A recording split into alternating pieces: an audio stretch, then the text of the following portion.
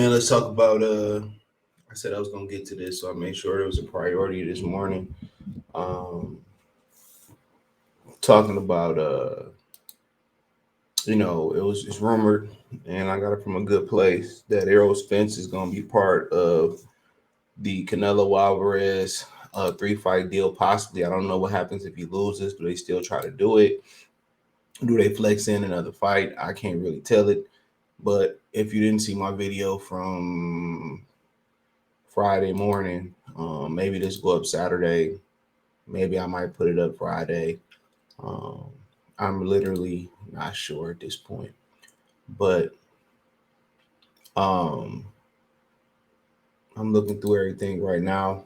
But um, nonetheless,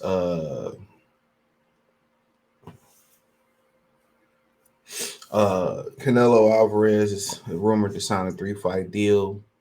He did a little bit of intro, a little bit of snippet, sneak peek of the 3 fight deal on Instagram. I shared it in my shorts, and they saying it's just not a hit 'em and quit 'em with PBC. It is going to be a 3 fight deal, um, and I heard the fights are going to be Jamal Charlo, Errol Spence if he beat Terence Crawford, and David Benavidez. I'm assuming that's the order, and sometimes, well, a lot of times, assumption get you in a lot of trouble. How about that? But I'm just assuming that's the order they talking about. And I believe the original plan for Earl was to fight Keith Thurman, then move up and fight Canelo Alvarez. I remember I talked about in the past how me and Lion Killer years ago would talk about on the phone. We talk about how it's probably best for Errol Spence to skip over 154 pounds to go to 160 because of the tight competition and the savagery there. But like I said, it's not even kind of cleared up a little bit. Still some dangerous guys down there. But obviously, he probably would spin the block, go back down, at least get a belt, then campaign at 60-60, still looking, uh, 60 still looking a bit light as well too. So, um, but yeah, so now you're gonna have people assuming, and rightfully so, boxing a dirty sport. I remember I hear in particular YouTuber that love talking about sandwiches and shit, talking about how like he basically don't count with Jack Johnson and Jersey Walcott them do because they were taking, we don't know if they were taking dives or whatever they had going on back in the day, but I mean it's still very relevant and prevalent today with the fixes. You see the because can't nobody keep their mouth shut. Um, can't nobody keep their mouth shut today. The old heads, they the ones that use and abuse the internet more than the young fellas do. So just imagine how many them old heads be locked up in jail for using and misabusing the internet. Look at Bootsy, you know. He ain't way older than me, but he using and abusing the internet. Let's call it what it is. He using and abusing the internet. That's how he got caught. When you going to go run your mouth on every podcast and shit, that just get them more ammunition. Especially you ain't watching what you say, but the more you talk, the more ammunition you get somebody. And I tell y'all that about going on dates with women. The less you say, the less they know, the better. Unless they ask the right questions, and this ways to kind of answer those questions a certain way. Mystery is good, makes her wet. It makes her more interested, and then mystery also protects your personal issues about where you work at, stuff of that nature. But nonetheless, do I believe that they gonna favor Errol Spence? I mean, it make you believe it because there's a lot of money involved in that fight. But if you can tell me what's the alternative to that fight, then then cool. We can have that conversation um, about what's the alternative for that fight. Then we can literally have that conversation. But I don't know what the alternative for that fight is, so I couldn't really tell you. All right, but in my humble opinion, dude, of course, I think Terence Crawford know his contract with PBC. Did he sign a 3 or 2 fight deal? I don't know. I literally don't know. How much can they do? Do they really want to serve up Earl and Jamel Charlo? I don't think so. So I think he in the same predicament. It didn't matter if this information became known or it became hidden facts, but a lot of them dudes behind the scenes, they know exactly what's going on. They know exactly what's going on regardless. So, they know exactly what's going on. So, um, they know exactly what's going on. So that's just something to think about. These dudes know exactly what's going on.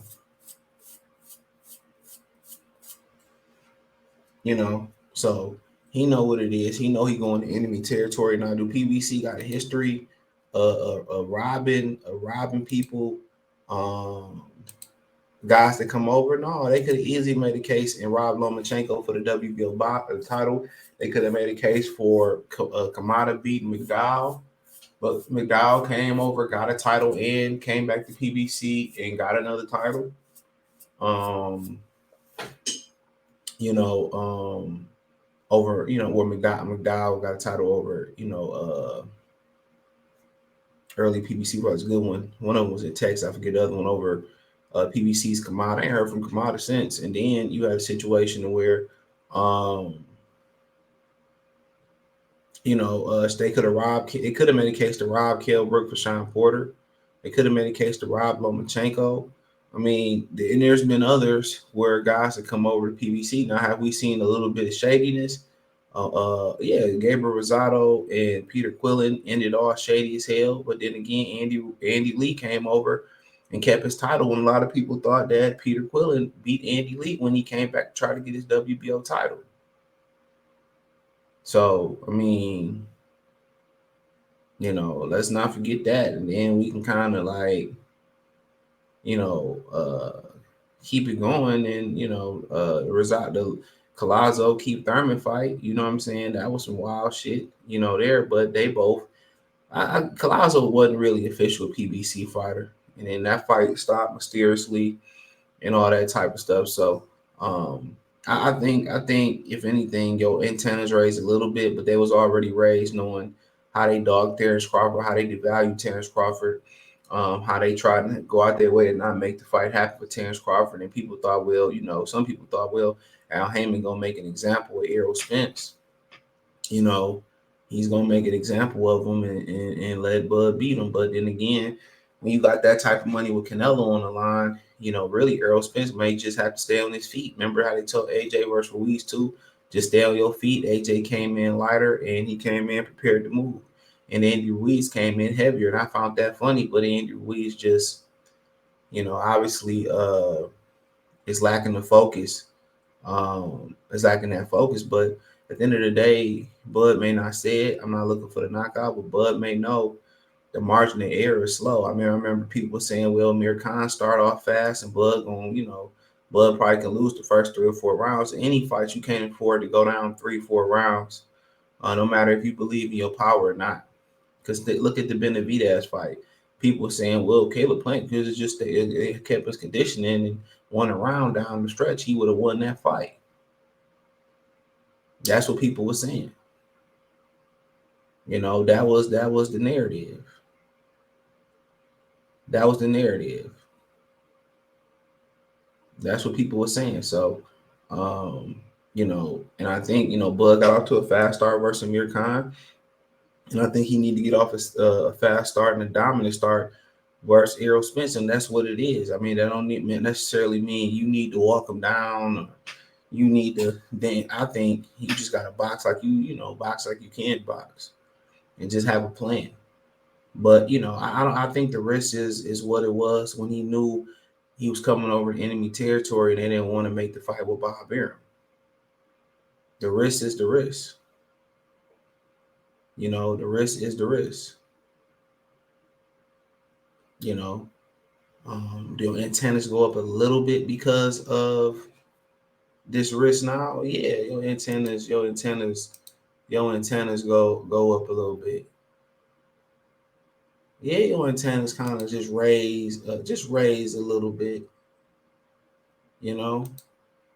yeah, you kind of go, yeah, you go, yeah, you know, they're gonna try to take it from Crawford, and that's gonna change some people's betting minds. It's gonna make people think more than knockout. I'm not sure Spence can be knocked out. You know, looks like Caleb Plant wheeled down and would let Benavidez knock him out, even though he had help from Kenny Bayless, and maybe Errol Spence might have some help from the referee. There's so many different factors that really shied me away from betting on boxing, bro. You know, it's too subjective, it's too opinionated, and it's too shady. It's like I told you, Sandwich Boy talking about I don't count what they do in the 1900s and because they was fixing fights and shit. And my thing is, um, they still doing shit like that right now. With all this technology, y'all think it's pure, you know, but it ain't pure intentions. So I think Terence Crawford was on robbery alert before this fight got made. But then again, but then again, um, but then again, in my humble opinion, uh, you know, but then again, uh, he know what it was when he came to enemy territory. He knows what got to be done. He know what it is when he came to enemy territory. So let's not um you know you know so let's not act like we don't know what it is. You know, let's keep it real.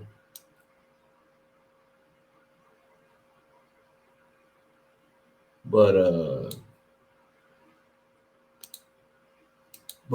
nonetheless, yeah, let me know what you girls and guys think. Thumbs up the video, share the video, subscribe to the channel. Next subscribe button is the bell icon button. Hit all notifications, increase your chance, get notifications.